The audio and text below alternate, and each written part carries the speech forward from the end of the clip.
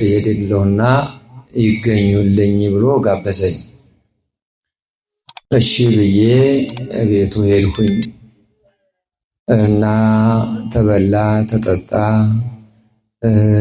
በቃ መርቆሬዎስን ስለሚወድ የመርቆሬዎስ ወዳጅ ስለሆነ በእውነቱ እንደው ደስ ብሎና መሸና መጨረሻ ቤተሰቡ በተሰበሰበበት መልእክት አለኝ አለ። ያ መልእክቱ ምንድነው? እኔ የሕግ ባለሙያ ነኝ፣ ደግሞ ዶክተርም ነው እና የፍርድ ቤት ዳኛ ነው። ምን አለ መሰላችሁ? እኔ ወደ ውጭ ሀገር የሚሄደው ለክብር አይደለም፣ ለመዋረድ ነው። ከዚህ ሀገር የምኖርበት ቤት የምበላው የምጠጣው ደሞዝ አላጣሁም። ነገር ግን የሚሄደው አለ ወንበር ላይ ተቀምጬ ችሎት ላይ ስጋው ደሙ ፈትታ የምታቀብል ቤተክርስቲያን ተከሳ ትመጣለች። የክርስቶስ ስጋና ደም ፈትታ ቀሪታ የምታቀብል ቤተክርስቲያን ላይ መወሰን ከበደኝ። አባቶቹ ነው ይመጣሉ፣ ተከሰው ከሰው ይመጣሉ። እነሱን መዳኘት ከበደኝ። በአብዛኛው ሌላ እምነት ያላቸው ብዙ ፍርድ ቤት አይመጡም። መስቀል አስረው ማተብ አድርገው የኦርቶዶክስ እምነት ተከታይ ሆነው አንገታቸው ላይ የሃይማኖት ወንድሞች እህቶች ሆነው አላግባብ በእነሱ ላይ መወሰን ከበደኝ። ስለዚህ በእነሱ ላይ ቁጭ ብዬ ከምፈርድ በራሴ ላይ ልፍረድ ብዬ ፈረንጅ ሀገር ሄጄ ውሻ ለመንከባከብ ግዴታ ሆነብኝ አለ። አያሳዝንም? ምእመናን እስኪ ስትጣሉ በቤታችሁ ታረቁ። እስኪ ሴቶች ወደ አማቶቻችሁ ሄዳችሁ ባሎቻችሁን በሱ እናትና አባት ተዳኙ። ወንዶች ደግሞ በሱ እናትና አባት እህት ወንድሞች እስቲ ታረቁ።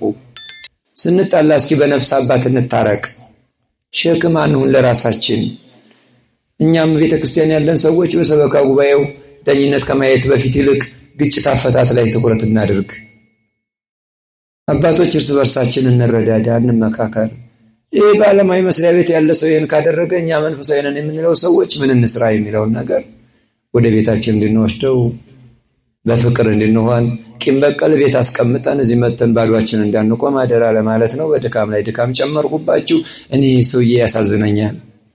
በቃ በማግስቱ በ27 ነው እኔ እዚህ አገልግሎት ነበርኩ።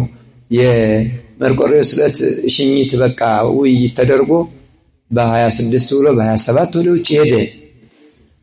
ሰዎች እንጀራቸውን ለእምነታቸው ለቤተ ክርስቲያናቸው ትኩረት ሰጥተው እንዲያደርጋሉና እኛ ባዷችንን እየተመላለስን ዝም ብለን እንደው በጉልበት በቂም በበቀሉና ብንጾም ብንጸልየው መልስ ስለማይሰጥ ጥንቃቄ እንድናደርግ ነው።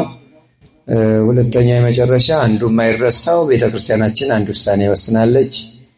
ይሄ ሞባይል የሚባል ነገር በቤተ መቅደስ ውስጥ ሲገባ ክፉንም ደጉንም ይዞ ነው የሚገባው። አስቀዳሹ ምዕመናኖቹ ከውስጥ ሆነን ስንነጋገር አይ ይላሉ፣ ከነሱ ምን ልንማር ነው ይላሉ። ስለዚህ ቀዳሹ የመጀመሪያው ከቤተ ክርስቲያኑ ኃላፊ ጀምረው ሞባይል የተባለ ነገር መቅደስ እንዳይገባ አባታችን አስተላልፈዋል።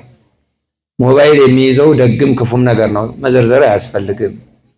እንዳይገባ ውስጥ ላይ ምንም አይነት የስልክ ልውውጥ እንዳይደረግ እንዳይወራ፣ ቤተ ክርስቲያን መቅደስ ውስጥ ጸሎትና ቅዳሴ ብቻ እንጂ የት ነው ያለው አሎ የት ደረስክ ምናምን ዓለማዊ ወሬ እንዳይወራ መልእክት ተላልፏል። ለአባቶችም ተነግሯል። ይህንን አስመልክቶ የደብሩ አስተዳደር ጽሕፈት ቤቶች ኃላፊነታቸውን ለመወጣት የሚያደርጉት የእርምት እርምጃ ካለ አገልጋዮች እንዳትቀየሙ ከላይ የመጣ መመሪያ መሆኑን እንድትረዱ። ምዕመናኖቹም እናንተ ደግሞ ነፍስ አባቶቻችሁ ድንገት ሞባይሎቻችሁን ያያሉ። በውስጥ ዘፈን ካለበት ካሁኑ አጥፉ። በውስጥ ክርስቲያናዊ የሆነ ፊልም ካለበት ካሁኑ አጥፉ። ቶሎ ብላችሁ አጥፉ። በቃ ዝማሬ ብቻ፣ ወንጌል ብቻ፣ መጽሐፍ ቅዱስ ብቻ፣ የቤተ ክርስቲያን ታሪክ ብቻ። ከዛ ውጭ ምንም አይነት ነገር በሞባይል ውስጥ ማስቀመጥ አይገባም። ዛሬውኑ እንድትደልቱ አደራ ለማለት ነው። ሰምታችሁኛል? እግዚአብሔር ይስማችሁ። ቁጭ ብዬ ዛሬ እኔም እንዳቅሜ እስቲ ከውጭ ሆኜ እዚህ ብመጣ ወይ አስተምር ይሉኛል ወይ መልእክት አስተላልፍ ይሉን ተይዛቸዋል። ለምን ብዬ ነው ወደ ኋላ የቆየሁት እንጂ ዛሬ ምን ይሰራል? ተክለ ሃይማኖት ይባርኳችሁ፣ ይቀድሳችሁ። በዚህ በጾሙ በጸሎት አስቡኝ፣ ከዚህ ክፉ ዘመን ከእሳት አውጣኝ እባካችሁ ንገሩልኝ እያላችሁ ስመ ክርስትናችሁን እየነገራችሁ በጾሙ አስራቱን በኩራቱን እያስገባችሁ ስማችሁን በካህኑ አንደበት አስጠሩ። ትጠቀሙበታላችሁ። ክርስቶስ አይበላ አይጠጣ፣ እሱ ምን መለኮት አይደለ፣ እሱ አምላክ አይደለ፣ ምግብ አይስማማው። ለራሳችን ስለሆነ ስንቃችሁን አስቀድሙ፣ ለጸሎት ተነሱላችሁ፣ አይምሯችሁን ሰብስቡ። ይሄ አባታችን ነው የምንለውን ጸሎት ስንጸልይ ያለፈውን ይቅር ይበለን እንደመጣው ጠብቀን እያልን እንበርታ።